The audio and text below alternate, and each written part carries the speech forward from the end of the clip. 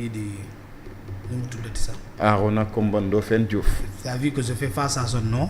Mais j'ai du mal à le retenir. mais pourquoi. parce que daa tojul fenn. tojul fenn. Arona Coumba Ndoffène fa la toj ci politique. Thierno Malick. c'est que nag il faut que ñuy waxante dëgg Arona Coumba Ndoffène.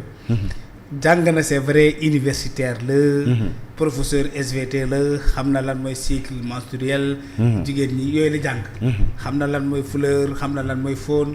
yooyu la jàng c'est un grand cadre. intellectuel la. mais ci mbirum politique fan la Arona Coumba Ndoffène toj. Macky Sall c'est un ingénieur. fexe na ba nekk maire ci benn gox. fexe ba intégrer un grand parti politique. bu mu jógee dans ce grand parti politique. ginnaaw bu mu tojee fépp. DG directeur général. ministre d'État premier ministre président de l'Assemblée nationale président de la République après avoir créé un parti politique. parcours la te moom mag Macky Sall la. njëkk ko juddu. njëkk ko dugg école. boo muy tuul. gone gu toll noonu ñëw toj dëkk bi toj fu ne. Arona Coumba Ndoffène fu mu toj ci politique. en tout cas il était un ancien ministre conseiller de Macky Sall. ministre conseiller te Macky Sall moo ko may. mais neen daf moo ko ko liggéey neexalee yërëm ko non nee na ministre conseiller am daf ko liggéey. waaw déedéet ministre conseiller mënoo ko liggéey. non moom loolu la. déedéet daf ko liggéey rek parce que neen dafa appuyer Macky Sall ba Macky Sall doon xeex pour nekk président. moo ko wax waaw d'accord naa. dafa appuyer Macky Sall. waaw léegi lu tax muy appuyer Macky du appuyer boppam du dem créer un parti politique bu mu créer parti politique fu mu mujjee. non moom am na parti politique. fu mu toj ban élection la bokk ban mooy pourcentage am ci politique mais nañu waxante c'est que dans ce pays là c'est les plus nuls en politique qui se permettent d'agresser les gens qui ont prouvé. Ousmane Sonko sant moroom Arona Coumba Ndoffène. da nga jàpp Arona Coumba Ndoffène il est nul en politique. il est nul en politique. c'est un vieillard très nul en politique il peut être bien en SVT sciences de la vie et de la terre. c'est vrai. mais il est nul en politique. ah bon Arona Coumba Ndoffène maa ko tane. déet waay ci politique au moins man sama commune foo tourné. xam nañ fi ma dëkk Arona Coumba Ndoffène lan mooy commune am. Thierno tu es un journaliste la invité ici. mais yow xam nga commune rek dañuy waxtaan. mais yow xam nga commune non defal ndànk rek man xaw ma commune am. Thierno yow xamoo commune Arona Coumba Ndoffène. xam nga ko barke yàlla xamoo man fan laa dëkk ci ban commune laa dëkk. sa diggante yàlla wax ko. yow xaw ma ko. déedéet dimbali ma rek nga wax ko dimbali ma rek Thierno xam nga sama commune. yow dëkkoo Saara Bidji. Saara Bidji mooy sama commune waaye man fexe naa ba ñu xam sama commune man. ci Sénégal. Arona Coumba Ndoffène du fan mooy commune am. non xam nga ko. kenn xamu ko kenn xamul fu mu dugg fu mu dëkk. yow un leader politique de sa trempe à son âge. mag bu toll nii amul benn localité bu muy ndamoo ci réew mi. Thierno nañu waxante dëgg soxor baaxul. déet waay. ça c'est des frustrés du système. ñoom Arona Coumba Ndoffène nii. qui ont tout perdu ailleurs et qui voudraient se rattraper en politique te amuñu étoffe bi. On intellectuel dafa am ñetti valeurs yoo xam ne Thierno. da nga ko war a lamboo war ko mbubboo. benn un intellectuel doit avoir une rigueur intellectuelle. Cette rigueur intellectuelle elle consiste à s'appuyer sur des faits vérifiés. avant ngaa wax. Arona Coumba Ndoffène nee na. lii tournant la je vais te rappeler l'histoire Thierno Malick. des secrétaires généraux. parce que neen depuis 1960 ans. mais oui à nos jours ça n'a jamais changé et du Trump du Macron du keneen mooy changé affaire moom moo ko wax. waaw waxam la day sóobu. nee na loolu tournant la. c'est un principe qu'il ignore à son âge. un intellectuel de sa trempe.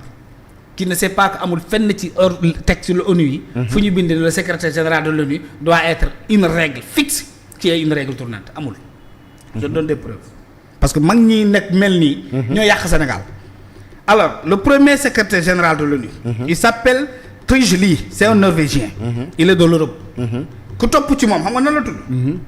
Dag Hammarskjöld. c'est un Suède du nekkul Europe. Suède waaw waaw léegi la moo tax waxuñu ne la règle elle est tournante.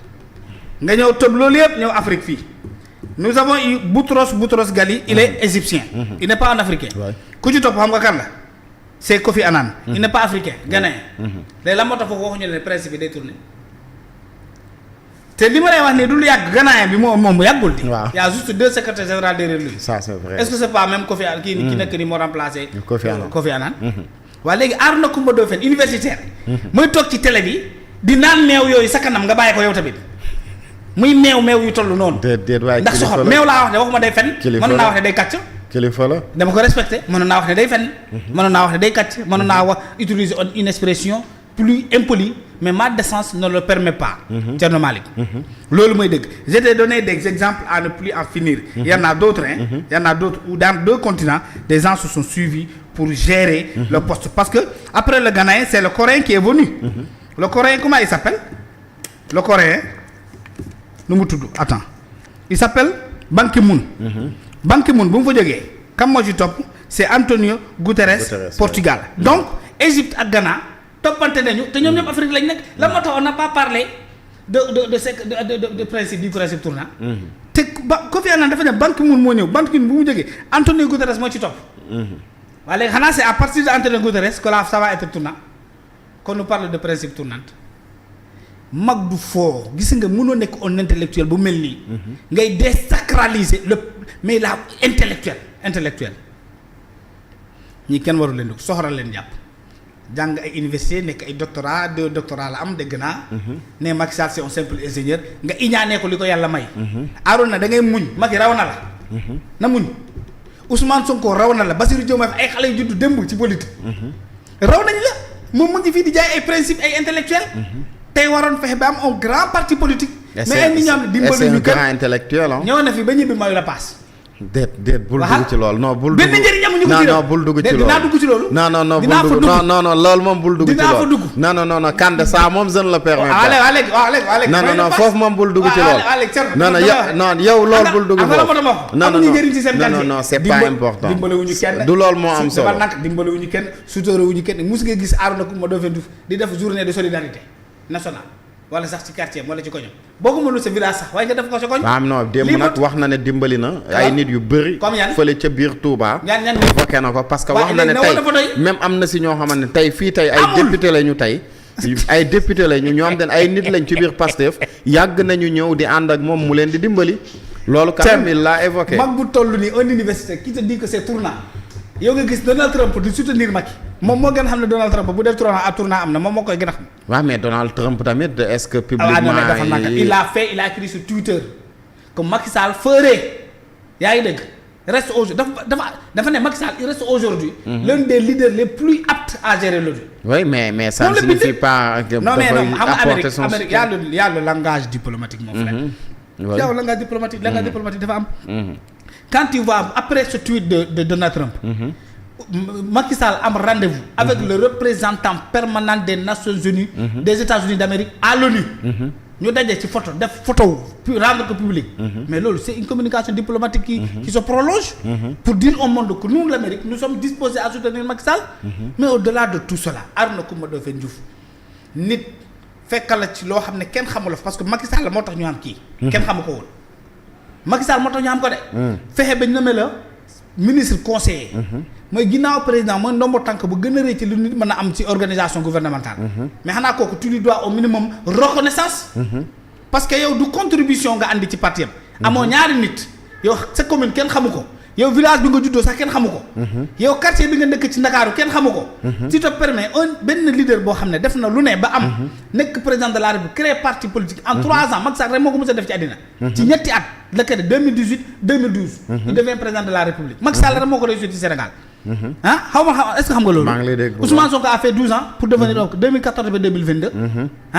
12 ans la toog di xeex pour am parti politique Abdoulaye Wade l'a fait 26 ans c'est Abdou Diouf a eu la chance de tomber sur un Senghor qui était dans son parti politique jox ko Macky def ko 3 ans kooku am générosité boole la ci ay mbiram tey nga war ko tàccul war ko am reconnaissance am benn kersa sax ndax mag nga ki la suturaal teral la sa waay loo ko yoral lu dul bor mu toog fii di attaquer Macky Sall di wax yi mel nii Macky Sall c'est qu'il ne sera pas séqué kii moo soxor pas bi baaxul kii ku bon la kii ku soxor la mag ñii ñoo yàq Sénégal genre ñii ñoo yàq réew mi tu me permets de dire ce que je sens c'est ces genres de personnes qui ont plongé ce pays dans le chaos ils ne nient une reconnaissance pour leur propre personne ils ne nient une reconnaissance pour des gens qui leur ont permis de briller Arona Coumba Ndoffène billahi xamoo ko woon avant Macky Sall la di ko nommé xamoo ko woon Thierno Malick man xaw ma ko woon ba léegi nii tu fais le tour du Sénégal nga jël fii micro-trottoir nga ne ndax xam nga billahi fii premier ki nga laajte moo leen ne xaw ma ko. non il est célèbre. waaye kan moo xam kii Thierno Malick bàyyi yow tamit li ngay def. mais fi muy wax ne Macky Sall veut tout simplement leurrer les gens il a eu ce qu'il voulait c'est d'avoir un canal qui va lui permettre de ramener sa famille au Sénégal. moom léegi la ko def moom na opposé wu ci loolu waaw moom na opposé aussi loolu quelle famille Macky Sall lu mu fi def. Arona Coumba Ndoffène lu ko Macky Sall def ba mu am haine bu bon bii ci moom. non parce que expliqué na nee na. waaw. jafe-jafe yu Sénégal nekkee yëpp. yan jafe-jafe par exemple. waaw jafe-jafe économique ba Sénégal war a fay plus de 5000 milliards. ñu naan det kase nangam ak nangam jàpp na ne Macky Sall moo utiliser ay locomotives yoo xamante ne vraiment. c'est indécent pour lépp xaalis fu ne mu créer ay société yu mel ay AIBD ay FERA ak yeneen. waaw pour mun a leb foofu xaalis. waaw boo xamante ne xaalis boobu kenn xamul woon ne Macky Sall leb na ko ba yóbbee Sénégal bor goo xamante ne en tout cas ba pare ba mu évoqué loolu mu évoqué aussi événement 2021 2024 li fi xew yëpp parce que jàpp na ne Macky Sall mooy responsable bi. waaw léegi loolu gëm nga loolu yow éminent journaliste que tu es. waaw non xam nga man gëm ak ñàkk gëm du loolu moo am solo. déedéet il faut que ñu waxtaan rek en tout xam nga dëkk bi dafa jot ñuy restaurer la ñuy layante biir quand de grandes personnalités intellectuelles de ce genre là de ce trempe là se permettent de faire de telles déclarations yow nga ngay ndaw am sa doom am say jarbaat war leen wax li xew ci réew mi nga gis nit toog sa kanam di traverser l'histoire di ko honnir di ko salir ca normal yi da nga war a taxaw ne ko sëñ bi li nga wax amul parce que nit mënul leb fii ci xaalis te kenn du ko xam ana cour de contrôle yi est-ce que xam nga ne pour état leb day jaar conseil cour suprême cour des comptes ba pare. en principe oui. yégal ko. cour suprême vérifier faisabilité bi ndax jar na ko wala jaru ko. jaar ci inspection yi nga xam ne ñoo fi nekk yépp am sañ-sañ war a taxaw ne état lii nga bëgg def foo ko bëgg a jëmee. est-ce que xam nga ne état buy leb am na yeneen institution internationale qui contrôle la dette. est-ce que xam nga loolu. est-ce que xam nga ne le Sénégal n'est pas un pays en dehors du système planétaire. il n'est pas un pays en autarcie. dëkk la boo xam ne dafa nekk ci benn système mondial organisé pour nga am ci dara il faut nga tënku ci règles yi nga xam ne c'est des règles universelles applicables à tout le monde. nan la nit di mën a leb xaalis nëbbu ko tabax BRT. Thierno loolu xel nangu na loolu.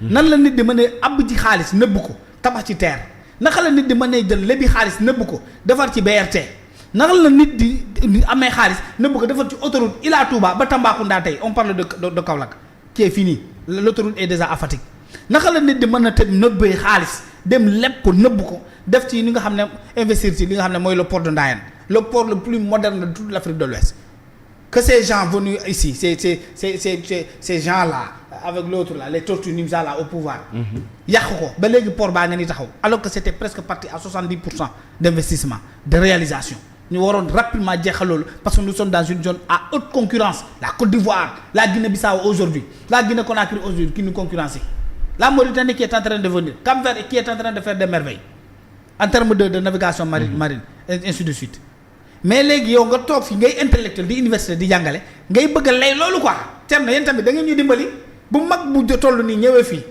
indaale ay biridelam teg ko sa sab plateau nee ko biridel bi doo ko fi naane ci biti nga koy naane nga bañ ko Thierno yéen a ñu war a dimbali parce que vous êtes en train d'aider des gens comme ça à traverser l'histoire. Non, mais attention, les gens aussi sont libres aussi de dire ce qu'ils pensent mais pas aussi mentir. Dans ce Personne pays. n'est libre de mentir. Non, mais ils sont libres de On dire est ce qu'ils libre de pensent. dire la vérité. Il y a des événements qui se sont déroulés dans ce pays. Ku ci nekk da nga ci am sa version. bul fi layal benn seetaan dama la ne. nit mënul toog fii gis lu Macky Sall def nga koy weddi. C'est pas honnête. C'est malhonnête. Et la malhonnêteté, elle est très dangereuse quand elle est pratiquée par un intellectuel de haut rang. Comme waa ji nu mu tuddati encore. Je ne retiens même pas son nom. Aaron dimbali ma. Kande tu vois la noo Kande. Aaron na lan Kumba kenn xamu ko ci réew mi. ah non Aaron na Kumba Ndofène. man léegi laa vérifié gis na c'est un universitaire am na ñaari doctorat am na leen. kenn xamu ko. non CV bu riche la. waaye loolu laa lay wax nii. deux doctorats c'est un grand homme. ñaari doctorat ku ko am kay mën nga jàng. waaye CV bu riche waaye ku de gën a xam nga ñoo gën a bon ci àddina. kuy jàng ba pare saay-saay. jàng alxuraan ba ne ar def sa bopp saay-saay kenn gënu la bon. ndax mën nga gis bindu bu jub. nga traverser ko changer ko ba mu dëng mu nuur ak lu dëng. un université de ces rangs là ñoom bu ñu décider dëng mais dëng ba mel ni rond-point comme ni ko waa ji waxee woon. ñooñu ñoo gën a dangereux parce que mën nañu gis lu baax ñu wax ci wax ji jub wax ji nice nuur ak dëgg ba yàq xel koo xam ne xamul genre ñii kenn waru leen tàllal micro. mais moom dafa xam Macky Sall ils ont fait l'université xamul ensemble dara ci Macky xamul tous ci Macky. bu xamoon ci dara Macky Sall mu inspiré wu Macky Sall dema def ni Macky Sall def am parti politique bu am doole ci réew mi am parti politique bu gagné élection kii musul dem sa élection bu normal ba mu am ci dara photo la man di tilimal mbeddi Dakar yi bu jotee ñu recalé ko muy sóob loolu rek la man. déet waay moo dàq photo fii di affiché ay photo ci kii ci mbedd bi. fa la yam toute sa politique se limite à des prix mu tudd ay shooting foofu la politique am même shooting rek la man. déet waay photo wu dóor veste après bindi États-Unis Nations Unies damay tukki damay jël loolu ñëpp a koy def njëriñal politique amu ko tous amu ko ci politique Macky du moromam nay wax dëgg kilifa day wax dëgg il faut dire la vérité des faits les faits sont quoi c'est que Macky Sall fut un bon président de la République ñëpp xam ko. léegi leneen doo ko dëgg muy lay leneen de. di naan Macky Sall du grand politicien. Macky Sall am na njëriñ ci réew mi loolu du ko def ne ay nekk fii di naan ay warul mën a nekk parce que question tourne kon moom tout son argumentation limite. pour dire que Macky Sall du nekk ONU amul leneen lu muy teg ci table bi lu dul dafa tourna kon Macky Sall ku baax la un intellectuel comme Arona Coumba Ndoffène Diouf yow amoo leneen looy justifier lii mën a tax Macky Sall kenn du ko tabb. mais aussi yokku na ci kan yokku na ci la il a écouté tous les candidats. waaw il a regardé le profil de tous ces candidats là. et gis na ne en tout cas candidats yeneen yi yemuñu ci wee sax Macky Sall parce que ñooñu.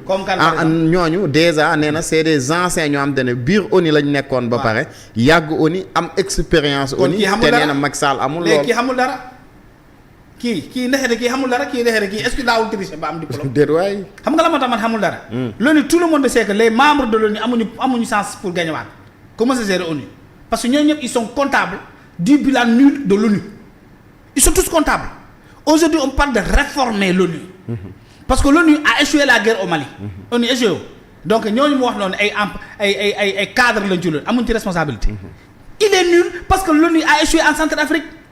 il est nul parce que l'ONU échoue ici au Mali, au Niger, au Nigeria avec la rébellion. Aux États-Unis, un il peu partout. Il est nul parce que tu sais que l'ONU a échoué dans la guerre Iran, États-Unis, Irak,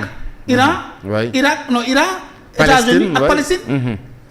Il est nul parce qu'il sait que l'ONU a échoué dans la guerre.